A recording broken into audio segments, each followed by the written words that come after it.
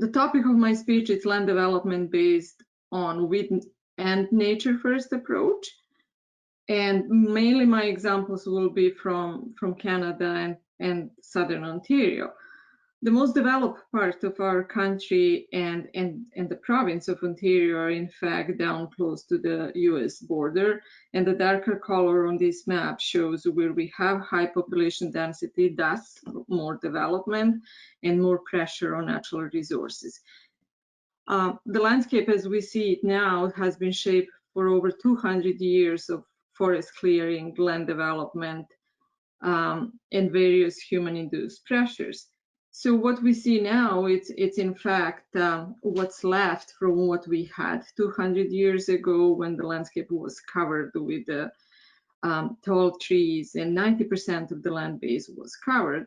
Probably the worst part of that deforestation was in 1900s when Southern Ontario, for example, had as low percent cover as 10% and in numerous environmental issues.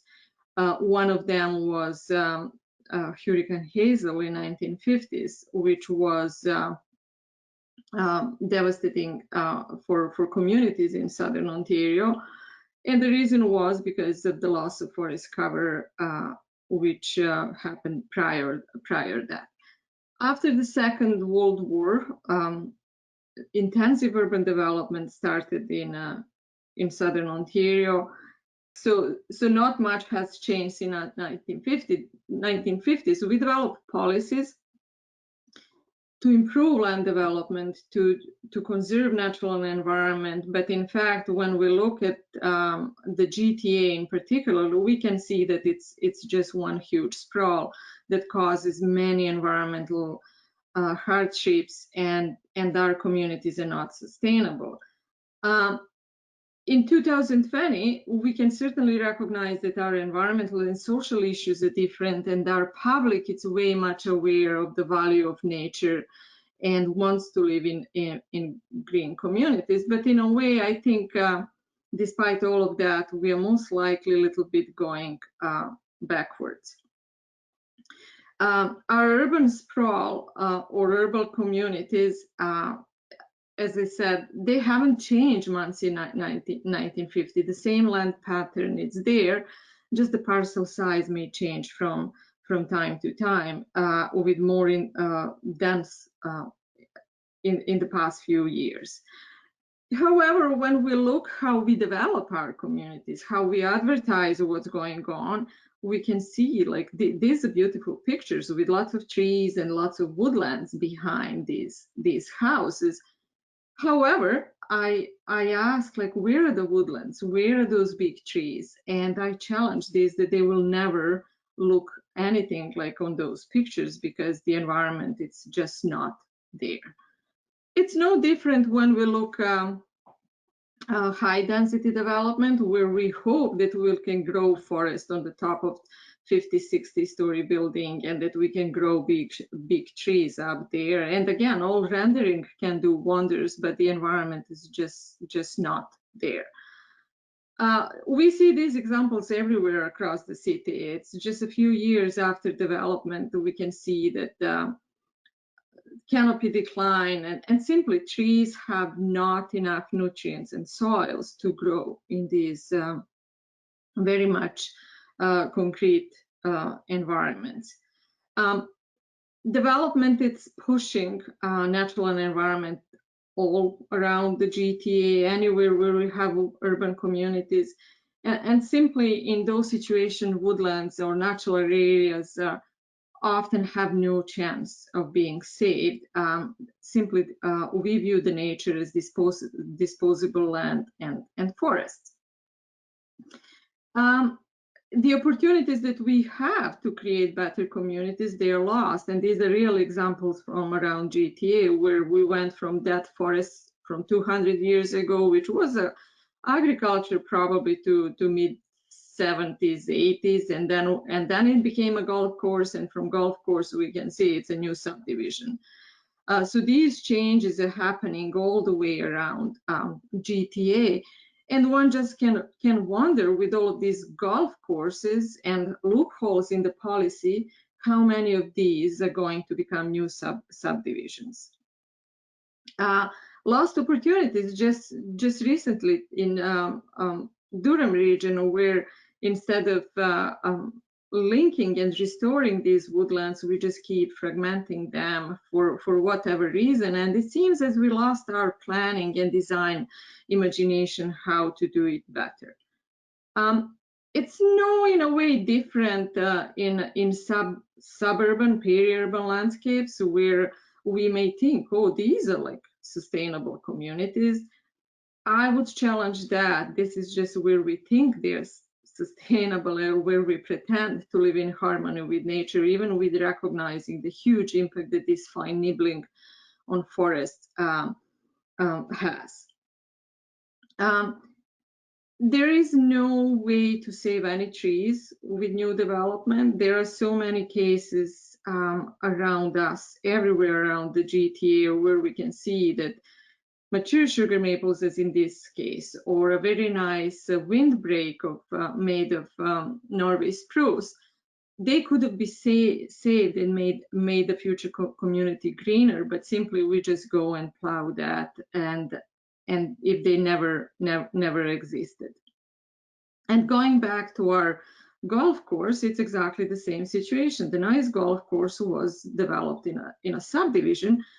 However, no one ever was thinking to take advantage of the trees that were in that golf course and say, okay, I have a ready park for my community. Maybe I should build this community around this park.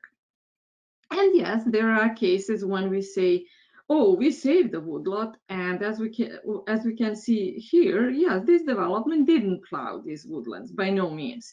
They're still there. How ecologically they will never function how they're supposed to function, because development is next to the woodland, and the opportunity to link them and to make a green system, it's lost forever. So beside losing forest cover, beside losing trees, there is a huge impact in losing soil that can support our natural environment.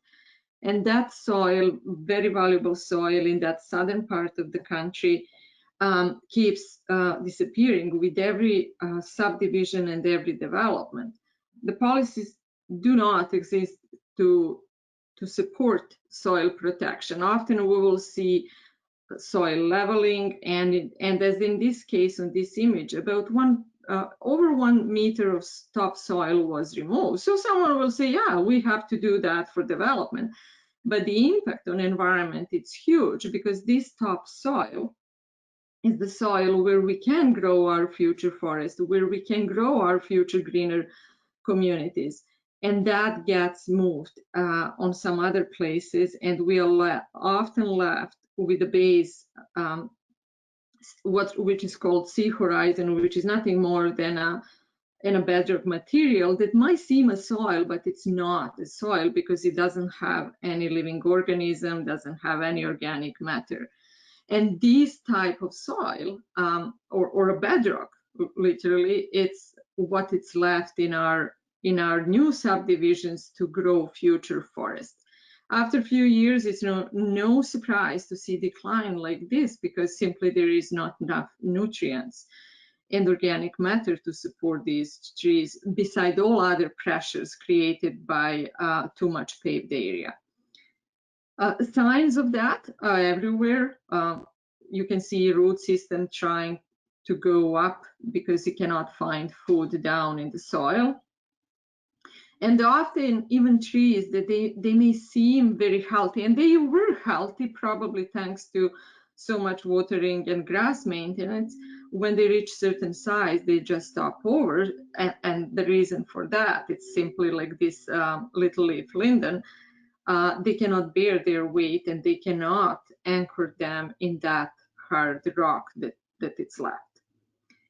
Examples like this are everywhere across our communities, where even we think in these narrow spaces we can grow ginkgo, which is one of the resilient species, but even that species cannot survive something that it's starving from nutrients and water. And going back towards the way how we're developing our communities, as I said, nothing has really changed the way how we envision our communities. We just increase density.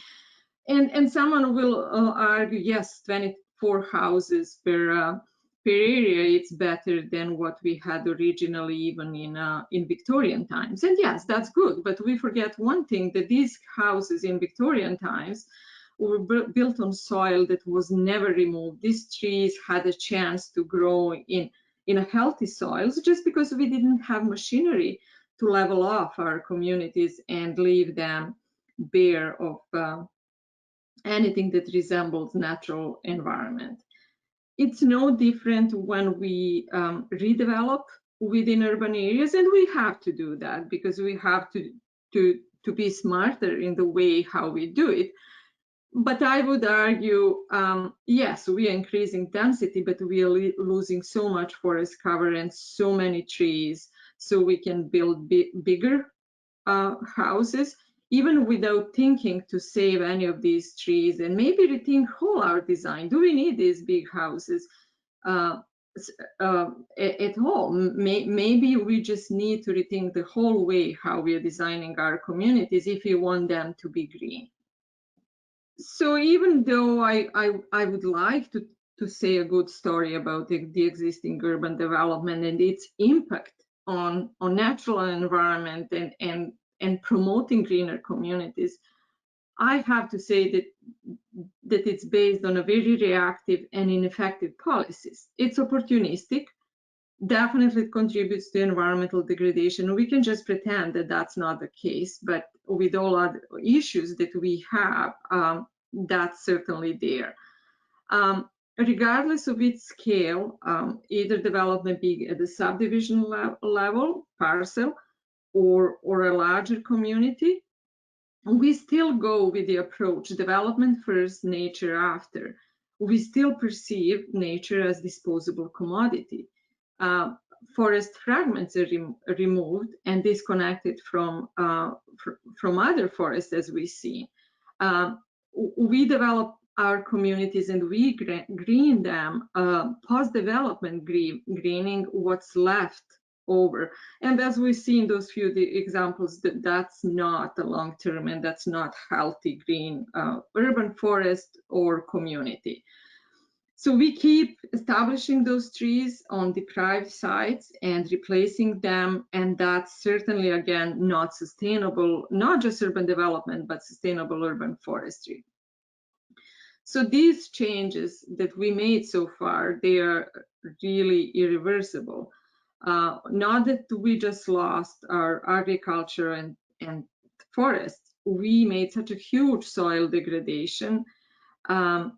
We lost our trees, we lost our wetlands, and all of that, of course, has a chain effect on all other creatures, endangered species at risk, and so on. And I'm not just going to talk about the quality in life in living in such a community. Where is the green space within 300 meters from these? Not much. So there is a solution, but we need to change the way how we approach and use our land. We need to think about green systems across the landscape and first restore and conserve what we have, and then see where we could build and improve natural environment within those already developed areas. And that improvement itself could go many different ways, from improving the woodlands and connecting them within urban areas, building more parks, to thinking how we are going to improve these commercial areas, which are just waste land within our urban areas, make our communities more livable, so people can use green space. How to avoid canopy loss of large trees in some of the older subdivisions, and so on. And just to put everything in a time step, an oak could live up to 400 years. And if you think that, let's say, at this point, something, an oak tree that was established, let's say, before European settlement, that tree could still live on this landscape. And there are a few of them that are still living out there, but we never give them chance to reach their maximum. We never give a chance to new trees that we plant in 2020, in 2010, to reach this maximum. Therefore, if you want livable and sustainable communities that are green and where development is in harmony with nature, the planning, design, and everything has to start from the beginning and to think about these long-term scales. The Dani development can be done in 4 years, but those trees could live way much longer. Thank you so much.